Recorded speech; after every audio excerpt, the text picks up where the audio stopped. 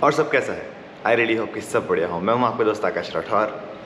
बहुत टाइम से चैनल पे कमेंट्स आ रहे थे कि आप अपनी जर्नी के बारे में बताएं, अपना बैकग्राउंड शेयर करें, आपने कहाँ स्कूलिंग की, कैसे आपकी अपब्रिंगिंग हुई और कैसे आपने डिसीजन लिया अमेरिका आने का। सो ये ओवरऑल जो आपकी जर्नी है यहाँ तक की, उसके बारे में बताएं।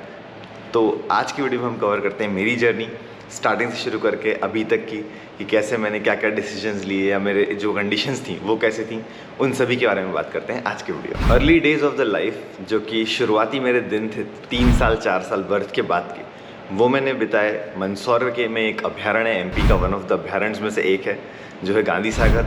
बहुत सुंदर प्लेस है, उसके बारे में भी मैंने वीडियो डाला है। सो मध्य प्रदेश के मंदसौर ज़िले के अंदर अभ्यारण्य एक, वहाँ पे मेरा बर्थ हुआ। गांधी सागर बांध के नाम से पॉपुलर है और चंबल नदी के ऊपर बना हुआ बांध है। काफ़ी अच्छी जगह है। सो प्रकृति के बीच में है, नदी है, पहाड़ है, तो वहाँ पे मेरा बर्थ हुआ। और शायद ये भी एक रीज़न है कि पानी से मेरी एक ख़ास एफिनिटी है, क्योंकि उस पूरे एरिया में बहुत झरने झील वगैरह ज़्यादा हैं। तो वहाँ मैंने इनिशियली अपने 2-3 साल निकाले मामा नाना के यहाँ, तब मैं रहा। उसके बाद गरुड़ जो तहसील है पास में ही, वहाँ पे मेरे दादाजी या मेरा पूरा परिवार जो है वो रहता था। सो उसके बाद मैं गरुड़ आ गया। अर्ली एजुकेशन मेरी सरस्वती शिशु मंदिर में हुई। जो लोग जानते हैं उन्हें पता होगा कि सरस्वती शिशु मंदिर एक हिंदी माध्यम स्कूल है और काफ़ी संस्कृत पे फोकस रहता है, हिंदी मीडियम स्कूल है। तो वहाँ पे मैंने 4th तक पढ़ाई की। सो इनिशियल एजुकेशन मेरी हिंदी बैकग्राउंड में हुई, जिससे एक हिंदी के लिए मेरे लिए एक स्पेशल मेरे लिए जगह है दिल में, कि मैं हिंदी, मुझे बहुत अच्छा लगता है बोलना भी। और जो हिंदी में मेरी स्पेशल रुचि है वो आती है सरस्वती शिशु मंदिर के कारण। वहाँ तक मैंने 4th तक पढ़ाई की। उसके बाद मैंने स्विच किया इंग्लिश मीडियम स्कूल में। इंग्लिश मीडियम स्कूल में मैं पढ़ा 12th तक। गरुड़ जहाँ पे मैं रहता था वहाँ पे 10th तक ही स्कूल थे इंग्लिश मीडियम। तो आपको 10th तक पढ़ना है। उसके बाद अगर आपको प्राइवेट स्कूल में जाना है इंग्लिश मीडियम पढ़ने के लिए, या तो आप सरकारी स्कूल में जाएँ 12th करने के लिए, या फिर आप प्राइवेट में अगर जाना चाहते हैं तो 24 किलोमीटर दूर एक स्कूल था जहाँ पे आप अपनी हायर सेकेंडरी एजुकेशन जो है वो इंग्लिश मीडियम में कर सकते थे। तो वहाँ मैं जाता था। CBSE नहीं था, MP बोर्ड से ही मेरी स्कूलिंग थी। मदर मेरी एक टीचर थी। और फादर का मेरा बिजनेस है।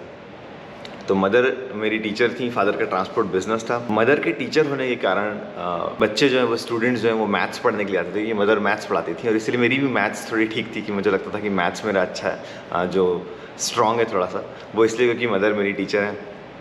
तो बच्चों को मैं कभी कभी वहाँ पढ़ा देता था, स्टूडेंट जो आते थे छोटे, क्योंकि ट्यूशन पे पढ़ने आते थे और मदर अगर बिज़ी हैं तो मैं कभी कभी उनको पढ़ाता था। तो वहाँ से मेरी पढ़ाने में भी एक स्पेशल इंटरेस्ट जागा कि नहीं, पढ़ा मैं सकता हूँ, क्योंकि पढ़ाना मुझे काफ़ी पसंद है। और वो जो शौक़ मैंने वहाँ से डेवलप किया वही मुझे इंजीनियरिंग में भी काम आया। 12th करने के बाद मैंने की इंजीनियरिंग कंप्यूटर साइंस से। MPPET की एग्ज़ाम मैंने दी। प्री इंजीनियरिंग टेस्ट एक होता था, आजकल तो बंद हो गया, पर पहले PET का जो टेस्ट होता था उसको मैंने दिया। और फिर गवर्नमेंट इंजीनियरिंग कॉलेज उज्जैन एक कॉलेज है। सो MP में 6-7 गवर्नमेंट कॉलेज हुआ करते थे, उसमें से एक कॉलेज था, वो मुझे मिला। वन ऑफ द रीज़न उस कॉलेज को पिक करने का ये था कि वहाँ पे फ़ीस बहुत कम थी। तो उज्जैन इंजीनियरिंग कॉलेज काफ़ी पॉपुलर था उन दिनों, कि ओनली 25,000 रुपीज़ आपको फ़ीस लगेगी, और 22,000 रुपीज़ फ़ीस लगेगी पर ईयर की फ़ीस बता रहा हूँ ये मैं। सो 22,000 साल की फ़ीस है।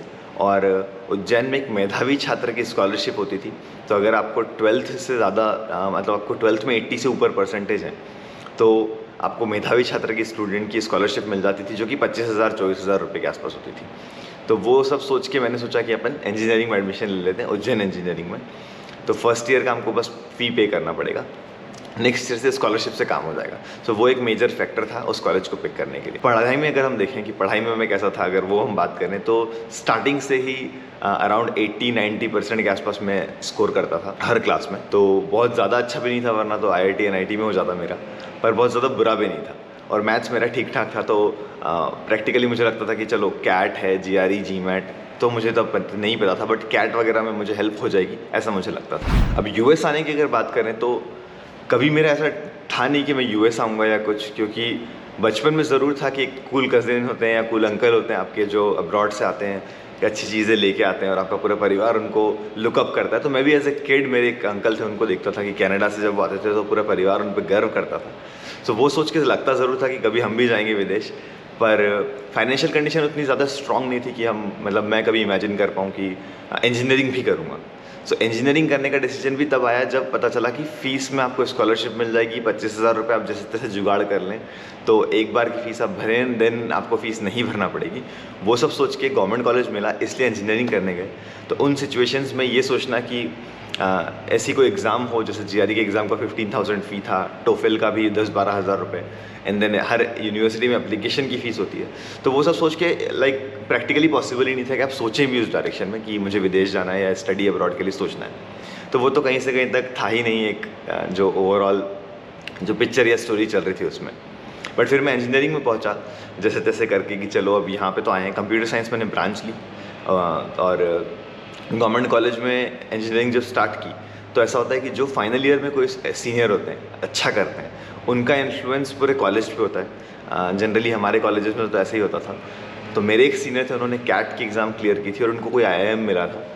तो पूरे कॉलेज में एक हवा थी कि यार कैट को क्लियर करें, आईआईएम मिल गया सर को और आप ट्राई करें, अच्छी एग्ज़ाम है, उनका करियर सेट हो गया बेसिकली। तो प्लेसमेंट तब 3-4 लाख के होते थे, 4 लाख 3.5 लाख का पैकेज आपको मिलता था। तो या तो आप उसके लिए जाएँ या फिर आप हायर एजुकेशन के लिए जाएँ। तो मैंने सर से बात की जिनका एग्ज़ाम कैट क्लियर हुआ था, तो उन्होंने मुझे बताया कि अगर मैथ अच्छा है तो you can start preparing in second year की एंडिंग या थर्ड ईयर की स्टार्टिंग में। तो 1-1.5 साल प्रिपेयर करोगे, 2 साल CAT depending on your aptitude, तो आपका कैट क्लियर हो जाएगा और अच्छा परसेंटाइल आ सकता है। तो मैथ क्योंकि मेरा अच्छा था तो मैंने सोचा कि कैट एक प्रैक्टिकल डिसीजन है। इसी के साथ जैसा मैंने बोला कि मदर टीचर थी तो वो मेरी हेल्प कर रहा था यहाँ पे इंजीनियरिंग में, जो हमारा डेली अलावेंस होता है, खाने पीने का खर्चा जो होता है वो सब निकालने में। तो मैं होम ट्यूशन करता था, तो घर घर जाके बच्चों को पढ़ाता था पास के आसपास। तो स्टार्टिंग किया, एक बच्चे को पढ़ाया, 2 बच्चे पढ़ाए, फिर उनको पता चला कि नहीं अच्छा पढ़ाते हैं। तो ऐसे करके एक आसपास जो एरिया था पूरा उनमें पता चला कि नहीं यहाँ पे स्टूडेंट है जो अच्छा पढ़ाते हैं बच्चों को, फिज़िक्स मैथ्स वगैरह।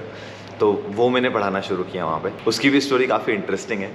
जब गरोठ में हम थे तो 200 रुपये महीना या ऐसा कुछ ट्यूशन का चार्ज लगता था तब। सो गरोठ से आप निकले हैं, 200 रुपये महीना आप पे करते हैं, 200 रुपये महीना 1000 रुपये में साल भर ट्यूशन पढ़ते थे वहाँ पे। तो जब मैं उज्जैन पहुँचा और उज्जैन पहुँच के मैंने फ़र्स्ट टाइम पढ़ाया किसी को, तो वो हमारे घर के पास में रहते थे उज्जैन में, जहाँ पे मेरा फ्लैट था बेसिकली, अपार्टमेंट जो हम रेंट करके रहते थे। तो 1 महीना मैंने पढ़ाया उनसे, मेरे टर्म्स बहुत अच्छे थे तो मैं पैसा डिस्कस नहीं कर पाया उनसे। और उनकी डॉटर को पढ़ाने में सिर्फ 3 ही महीने बचे थे एग्ज़ाम के। तो 3 महीने बचे थे तो उन्होंने बोला कि आप हमें पढ़ाने आ जाइए इसको फ़िज़िक्स मैथ्स वगैरह के लिए। तो मैं गया, मैंने फ़िज़िक्स मैथ्स पढ़ाई और 1 महीना जब कंप्लीट हुआ तो अब एज ए स्टूडेंट मैं भी सोच रहा हूँ कि यार मैं पैसा तो मांग नहीं सकता इनसे, क्योंकि पड़ोसी हैं, इतने अच्छे से हमारे व्यवहार है, टर्म्स हैं। तो मैंने उनसे पैसा नहीं मांगा। और अब जैसे ही 1 महीना कंप्लीट हुआ तो मुझे ऐसा लग भी रहा है अंदर कि कुछ पैसा मुझे मिल जाए थोड़ा 1 महीने के बाद का, तो मेरा खर्चा थोड़ा निकले, क्योंकि रेंट देना होता है, खाना पीना है, तो ये सब निकल जाएगा खर्चा। वो सब सोच रहा हूँ मैं। और फिर एक दिन ऐसा होता है कि उनकी मदर जो है वो 1000 रुपये लेके आती है और 1000 रुपये ला के मुझे देती हैं। तो जब मुझे 1000 रुपये देती है तो मैं बहुत खुश होता हूँ कि 3 महीने हैं और 1000 रुपये इन्होंने मुझे दिए हैं। 100-150 रुपये महीना लगता है पढ़ाने का गरोठ में जहाँ से मैं हूँ, और इन्होंने मुझे 1000 दिए, मतलब 3 महीने की इन्होंने मुझे फ़ीस दे दी है। तो मैं काफ़ी खुश था कि 3 महीने का इन्होंने मुझे एक साथ फ़ीस दिया। 1 महीने के बाद इनको अच्छा लगा और इन्होंने बाकी 2 महीने की फ़ीस भी दे दी। अब जब अगला मंथ निकला तो उन्होंने मुझे 1000 रुपये और ला के दी। और फिर मैंने उनको बोला कि मैं उनको मौसी बुलाता था, तो मैंने बोला मौसी आपने तो पैसे दे दिए थे, तो आप 1000 रुपये लास्ट टाइम दे दिए थे तो अभी ठीक है।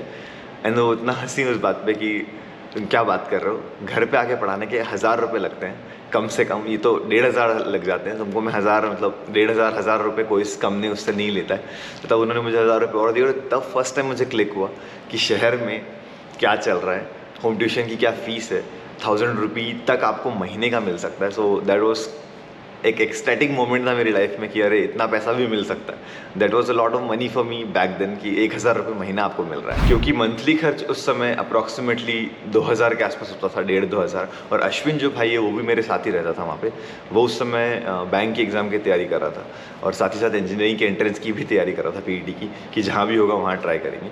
सो 2000 रुपये महीना हमारा खर्च है, 1500 रुपये, और 1000 रुपये हमें ट्यूशन पढ़ा के मिल रहा है एक घर पे।